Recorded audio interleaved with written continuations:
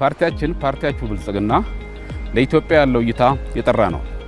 ኢትዮጵያ ጥንታዊ ታሪክ ያላት ተገቢ ቦታዋን ያላገኘች በከፍታዋ ልክ ያልታወቀች ነው በሚል ለታሪካችን ልዩ ከዚህ በፊት የነበሩ ውዝግቦችን በመፍታት ከዚህ በፊት ያሳለፍናቸውን የትኛውም ቀድሞ የነበሩ መንግስታትን ጥሩ ነገሮች አምጥቶ በመደመር ዛሬ ላይ አዲስ ነገሮችን ለህዝባችን በማምጣትና ለቀጣይ የሚያስፈልጉትን ትልሞችን በአግባቡ ለይቶ ያስቀመጠ ፓርቲ ነው።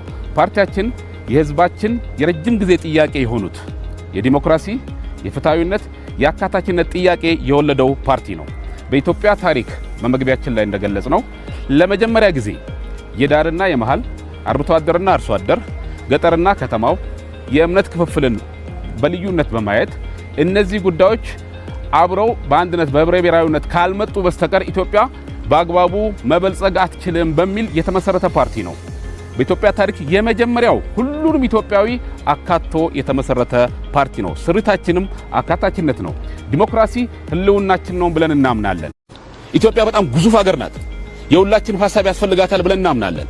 በዚህ ደረጃ ይሄን ምርጫ የምናየው የኢትዮጵያን ዲሞክራሲ አንድ ስቴፕ ወደፊት ያስኬዳል ብለን ነው የምናምነው። አንድ ደረጃ ወደፊት ያስኬዳል ብለን ነው የምናምነው። በዚህ ረገድ የትኛዎቹም ጥያቄዎች እየተቀበል ችግሮችን በሐሳብና ሐሳብ ብቻ የሚያምን የሰለጠነ ፖለቲካ ለመፍጠር ቆርጠን እየሰራን እንገኛለን። ዛሬ በኢትዮጵያ አውድ ውስጥ ሰላማዊ ፖለቲካ እንቅስቃሴ በመኖሩ ከ64 በላይ ፖለቲካ ፓርቲዎች በሀገር አቀፍና በክልል ደረጃ እንዲወዳደሩ ድል ተፈጥሯል። የአንዳንዶቻችሁ መግለጫ በቅርቡ ያየው ነበር። የትግራይ ክልልን ጨምሮ ተወዳዳሪ ማቅረብ የቻላችሁበት አውድ የተፈጠረው በዚህ የፖለቲካ ስርዓት ውስጥ ነው። ይሄን ማጠናከር አለብን ብለን እናምናለን። የመጡ ለውጦች ቀላል አይደሉም። ያለፍንባቸው የጥንት ጊዜያቶች ችግሮቻችን፣ የፖለቲካ በሽታዎቻችን ይስቡናል። ብልጽግና መሀል ላይ የቆመ ፓርቲ ነው። ትላንትን አንተችም፣ ትላንትንም አናወድስም። በልኩ የምናይ ፓርቲዎች ነን። ማከል ላይ ቆመን የምንሰራ ነው። አማካይ ወርቃማ መንገዱን የምንወስድ ፓርቲዎች ነን። በዚህ ደረጃ ነው ኢትዮጵያ ልትበለጽግ የምንችለው ብለን እናምናለን።